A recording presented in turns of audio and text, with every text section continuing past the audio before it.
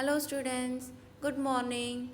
Today I have sent you answer the following questions and match the following of chapter number 15, and I am also going to explain you this worksheet. So come, let's start with the worksheet. Question number 1 is, what is condensation? Children, it is pronounced as condensation.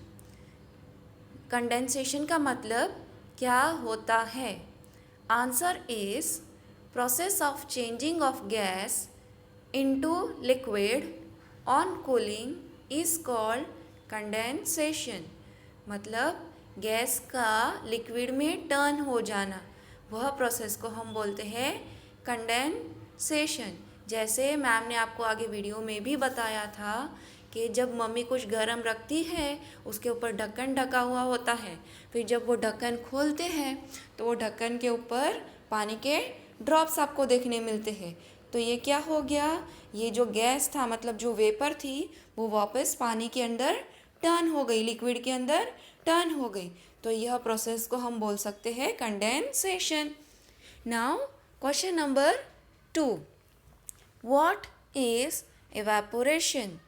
Evaporation का मतलब क्या है?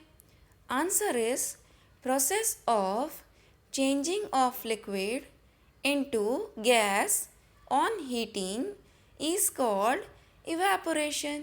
मतलब हम लोग जब किसी liquid को गर्म करते हैं और गर्म करने के बाद उसका गैस के अंदर टर्न हो जाता है, गैस मतलब वेपर में टर्न हो जाता है।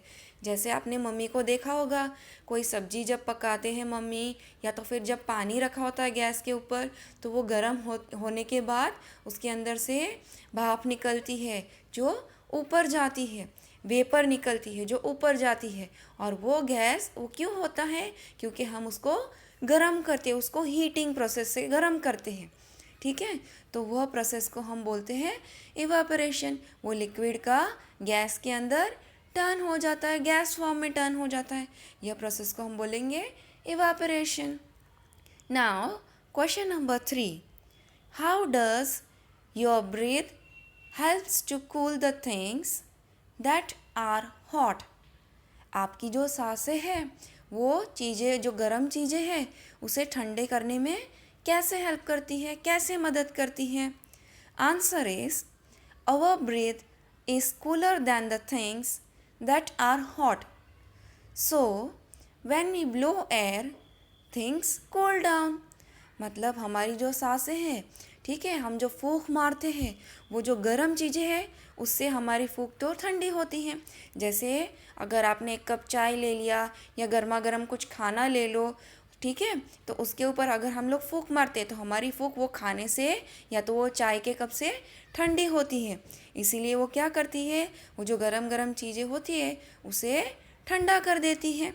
जैसे अब मैं एक कॉफ़ी का कप ले रही हूँ, एकदम गरम गरम कॉफ़ी दी है मेरी मम्मी ने मुझे, ठीक है, और मुझे कहीं पे जल्दी से बाहर जाना है तो मैं क्या करती हूँ, जल्दी जल्दी उससे फूंक मारती हूँ। क्यों?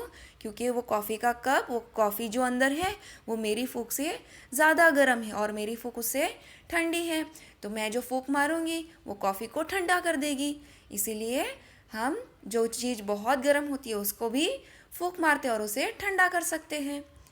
Now, question number 4 is, why do people blow on spectacles before cleaning them?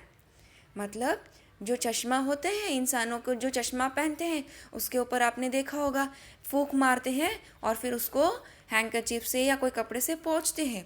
तो ऐसे फूंक क्यों मारते हैं पहले, बाद में ही क्यों पोंछते हैं? Answer is our breath contains moisture which condenses into tiny water droplets when it comes in contact with cold surface of spectacles. मतलब हमारी जो सांसें हैं, ठीक है, हम लोग फूंक मारते हैं चश्मे के ऊपर, तो क्या होता है, ये चश्मा हमारे जो फूंक होती है उससे उसका सरफेस, उसका कांच ठंडा होता है चश्मे का। इसीलिए क्या होता है, ये कांच के ऊपर जो हमारी फूंक लगती है वो टाइनी ड्रॉपलेट्स के अंदर टर्न हो जाती है। पानी के अंदर टर्न हो जाती है, मतलब थोड़ा सा वहाँ पे आपको छींटा छींटा जैसे दिखेगा। और आप क्या कर सकते हो, वो टाइनी ड्रॉपलेट्स की मदद से आप वो कांच को क्लीन कर सकते हो। इसमें भी कंडेंसेशन प्रोसेस होता है, यह कोई जादू नहीं है, ठीक है। वो चश्मे के सरफेस से, वो चश्मा का जो ग्लास है उससे ज़्यादा गर्म आपकी फूंक थी जो आपने ब्लो किया उसके कांच के ऊपर, वो ज़्यादा गर्म था, तो चश्मा का कांच ठंडा था। तो क्या हुआ, आपकी जो फूंक है वो कांच पे जाके ठंडी हो गई, वाटर ड्रॉपलेट्स में टर्न हो गई, लिक्विड में टर्न हो गई, और उसकी मदद से आपने वो कांच को, चश्मे को क्लीन कर दिया। आप ये घर पे भी ट्राई कर सकते हो, मैम ने आपको वीडियो में भी बताया था, ठीक है। आपके पास चश्मा नहीं है तो कोई बात नहीं, एक छोटा सा कांच का टुकड़ा लो, उसके ऊपर 3-4 बार फूंक मारो, आप देखोगे कांच हेजी बन जाएगा। हेजी का मतलब धुंधला बन जाएगा। क्यों ऐसा होता है, क्योंकि आपका कांच आपकी फूंक से ज़्यादा ठंडा है, तो यहाँ पे भी कंडेंसेशन प्रोसेस होता है, और फिर आप वो कांच को आसानी से क्लीन कर पाओगे। Now we will move on to question number 5. What is used by the doctors to listen to patients' heartbeats? Patient की हार्ट बीट सुनने के लिए, हार्ट बीट मतलब आपके चेस्ट के अंदर लेफ्ट हैंड साइड के अगर ऊपर अगर आप हाथ रखोगे लेफ्ट हैंड साइड पे आपकी चेस्ट के ऊपर, तो आपको धक धक धक धक सुनाई देता है, उसे हम बोलते हैं हार्ट बीट्स। तो डॉक्टर ये हार्ट बीट सुनने के लिए किसका यूज़ करते हैं, किस चीज़ का यूज़ करते हैं? Answer is stethoscope. स्टेथोस्कोप का पिक्चर आपको मैम ने वीडियो में भी दिखाया था। स्टेथोस्कोप के हेल्प से डॉक्टर पेशेंट्स की हार्ट बीट सुनते हैं, और पेशेंट्स की नॉर्मल जो हार्ट बीट्स होती है वो 70 से 72 टाइम्स होती है, ठीक है। जब आप दौड़ते हो, भागते हो, तो आपकी हार्ट बीट्स बढ़ जाती है। ऐसे ही जब पेशेंट को कोई बीमारी होती है तो डॉक्टर को पता चल जाता है। क्यों? क्योंकि पेशेंट की जो हार्ट बीट्स होती है या तो स्लो हो जाती है या तो फास्ट हो जाती है। इसीलिए डॉक्टर स्टेथोस्कोप के मदद से हार्ट बीट सुनते हैं, और डॉक्टर को पता चल जाता है कि पेशेंट को कुछ ना कुछ बीमारी है। Now question number 6. Which gas is necessary for burning of fire? आग जलाने के लिए कौन सा गैस ज़रूरी है? हवा तो ज़रूरी है ही, पर हवा के अंदर एक गैस भी प्रेजेंट है जिसका होना ज़रूरी है, ठीक है। तो वो कौन सा गैस है? So the answer is oxygen. हवा के अंदर ऑक्सीजन का होना ज़रूरी है। एक तो ऑक्सीजन हमें ब्रीदिंग के लिए भी ज़रूरी है, हम जब सांस लेते हैं तो हमारे अंदर ऑक्सीजन होना चाहिए, जाना चाहिए, हम ऑक्सीजन के बिना ज़िंदा नहीं रह सकते। और दूसरा, मैम ने आपको आगे और आपको ये प्रैक्टिकली भी दिखाया है कि अगर आप एक कैंडल लोगे, उसके ऊपर अब वो कैंडल आपने जला दी और उसके ऊपर उल्टा ग्लास ढक दिया, ठीक है, तो क्या होगा, थोड़ी देर के बाद वो कैंडल अपने आप बुझ जाएगी, ठीक है। क्यों ऐसा होता है? क्योंकि जब तक अंदर ग्लास के अंदर ऑक्सीजन था तब तक वो कैंडल जल रही थी, पर जैसे ही ऑक्सीजन ख़त्म हो गया, अंदर उसको कार्बन डाइऑक्साइड मिलने लगा, तो कैंडल बुझ गई, ठीक है। इसीलिए कोई भी आग के लिए जलाना ऑक्सीजन का ज़रूरी होता है।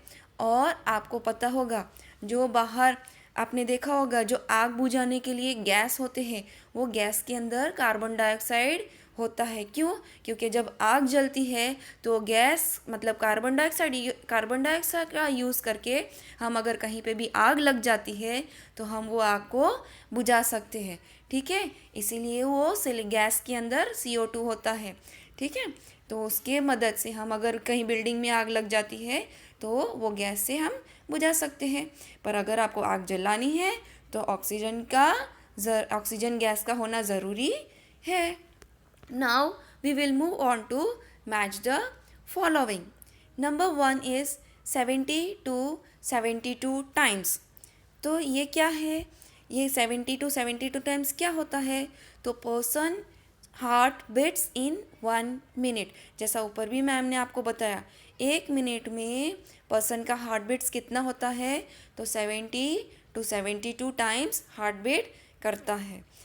Then second number is 20 times. जैसे हार्ट बीट्स नॉर्मली 1 मिनट में 70 to 70 टाइम्स होते हैं, वैसे 20 टाइम्स क्या होता है? तो पर्सन ब्रीथ इन 1 मिनट। इंसान जब सांस लेता है 1 मिनट में उसकी सांसें कितनी होती है? Round about 20 times. 20 टाइम्स कैसे?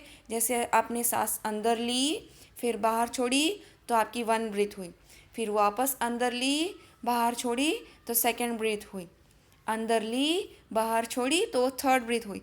ऐसे आप 20 टाइम्स 1 मिनट में ब्रीथ करते हो। अगर आपने कोई एक्सरसाइज की, बहुत दौड़ लिया, कोई जल्दी जल्दी काम कर लिया तो आपकी नॉर्मल जो ब्रीदिंग होती है उससे ब्रीदिंग फास्ट हो जाएगी। ठीक है।